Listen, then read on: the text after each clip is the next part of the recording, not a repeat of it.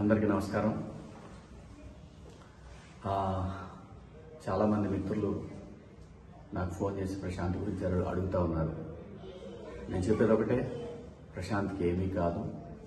ప్రశాంత్ చట్ట ప్రకారం బయటకు వస్తాడు. చట్టం మీద గౌరవంతో ఉన్నాడు. తను ఎక్కడికి పారిపోలేదు.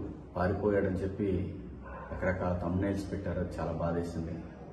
దాని తర్వాత ఏంటంటే, ప్రశాంత్ ఎలాంటి వాడు 4 నెలలు ఒక హౌస్లో ఉండి చూశాను. వాడు చాలా మంచి కురాడు.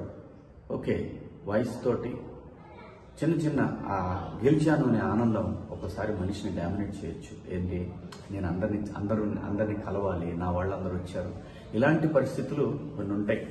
అటువంటి పరిస్థితులు కొంచెం ఎక్సైట్మెంట్ ఫీల్ అయ్యి ఉండి తను పొజిషన్లో ఆ ర్యాలీలో పాల్గొన్నాడు. కానీ తనకు తెలియదు, కొన్ని తను హౌస్లో నుంచి స్టూడియో నుంచి బయటకు రాకముందే కొంతమంది కంటెస్టెంట్ల కార్లు అద్దాలు పగలటం ఇవన్నీ జరిగినాయి. అది చాలా బాధాకరం. కానీ నేను అనేది అది ఆ విషయం ప్రశాంత్కి తెలియదు.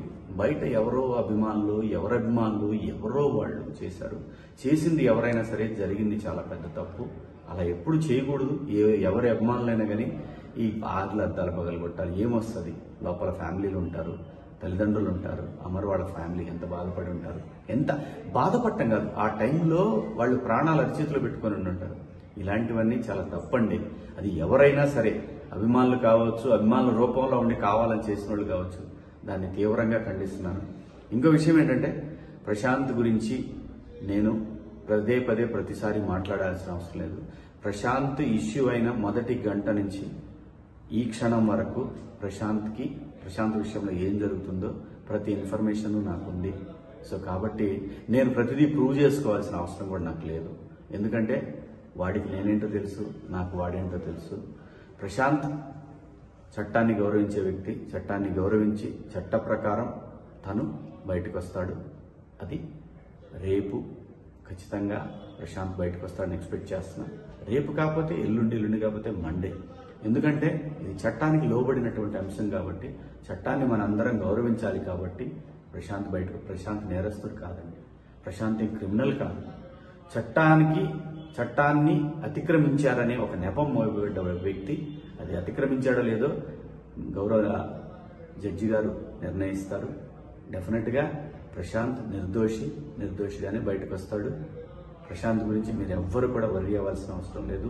వాళ్ళ నాన్నగారు, వాళ్ళ బావగారు, వాళ్ళ కుటుంబ సభ్యులు కంటిన్యూస్గా నాతో టచ్లో ఉన్నారు. అంతా కూడా కంట్రోల్లోనే ఉంది. ఎవరు కూడా భయపడాల్సిన పని లేదు, బాధపడాల్సిన పని లేదు. మనందరం కూడా చట్టాన్ని గౌరవించాలి, రాజ్యాంగాన్ని గౌరవించాలి. సో కాబట్టి బయటకు వచ్చి ప్రెస్ ముందుకు వచ్చి ఇంకొకటి కూడా, ఆ థంబ్నెయిల్స్ అన్ని చాలా బాధాకరంగా ఉన్నాయి. దేని గురించి థంబ్నెయిల్స్ ఎందుకు అలా పెట్టుకోవాలి? మీరు చూడాలి, చూస్తే ఎంత వస్తుంది అంటే, ఒకడిని బాధ పెట్టి మన దగ్గరకు వచ్చే డబ్బుతోటి ఆనందం పొందాలంటే అది ఎంతవరకు కరెక్టో ఎవరికి వాళ్ళు ఆలోచించుకోవాలి. నేను ఎవరిని తప్పు పట్టట్లేదు. ఒకసారి మనల్ని మనం ఆలోచించుకొని పెట్టే థంబ్నెయిల్స్ కనుక మీ కుటుంబ సభ్యులకు కూడా మీ గురించి కూడా అలా పెడితే ఎలాంటి బాధ ఉంటుందో అర్థం చేసుకొని కరెక్ట్ థంబ్నెయిల్స్ పెట్టండి. మీ ఇష్టం, పెడితే పెట్టుకోండి, లేకపోతే లేదు. నా అభిప్రాయం నేను చెప్పాను. So Prashant is safe, is fine. ప్రశాంత్ని రేపు మనం చూస్తాం బయట. ప్రశాంత్ నేరస్తుడు కాదు, ప్రశాంత్ క్రిమినల్ కాదు, ప్రశాంత్ నిందితుడు కాదు. ప్రశాంత్ ఇప్పుడు ఒక బాధితుడు. ఇదైతే ధైర్యంగా చెప్పగలను. కాకపోతే ప్రశాంత్ కోసం జరిగిన ర్యాలీలో జరిగినటువంటి అపశృతుల వల్ల ప్రశాంత్ ఇబ్బంది పడుతున్నాడు. ఇది భవిష్యత్తులో కూడా ఎలాంటి పునరావృతం కాకుండా ప్రతి వాళ్ళు, అభిమానులైనటువంటి వాళ్ళు ఆలోచిస్తారని ఆశిస్తూ, సో ఈ 3 రోజుల నుంచి కూడా నేను నిజంగా హౌస్ నుంచి వచ్చాను కాబట్టి ఇంకా అది మా మైండ్లో నుంచి పోలేదు. మీకు ఎవరికి అర్థం కాదు. కొంచెం ఆ ఇది ఉంటుంది. నేను తట్టుకున్నాను, కానీ ఆ వయసుకి ఆ పిల్లలు తట్టుకోలేరు కాబట్టి కొన్ని ఆ ఇబ్బందులు కూడా ఉన్నాయి. సహృదయంతో మీరు అందరూ అర్థం చేసుకుంటారు. నిన్ననే యావర్ని కలిశాను. మొన్న నైట్ యావర్ని కలిశాను. కలిసింది ప్రతిదీ చూపించుకోవాల్సిన అవసరం లేదండి. చూపించాల్సిన అవసరం లేదు. ప్రతిదీ మనం ఇప్పుడు హౌస్లో ఒక గేమ్ కోసం వెళ్ళాం, అక్కడ స్నేహితులు అయ్యాం. ప్రతి విషయంలోనే ఇన్వాల్వ్ అవుతారని ఆశించడం కూడా అది కరెక్ట్ కాదు. కానీ ఒక మనిషికి ఇబ్బంది అయినప్పుడు వాడు నా మిత్రుడైనా కాకపోయినా సరే కాజ్ జెన్యున్గా ఉంటే నేను శివాజీ అక్కడ ఉంటాడు. సో దాని గురించి అందరూ ప్రశాంతంగా ఉండండి. Prashant is safe, Yawar fine. ఎందుకంటే వాళ్ళిద్దరూ నాకు బిడ్డలు లాంటి వాళ్ళు. ఖచ్చితంగా మా స్నేహం కలకాలం ఉంటుందని నేను ఎక్స్పెక్ట్ చేస్తున్నాను.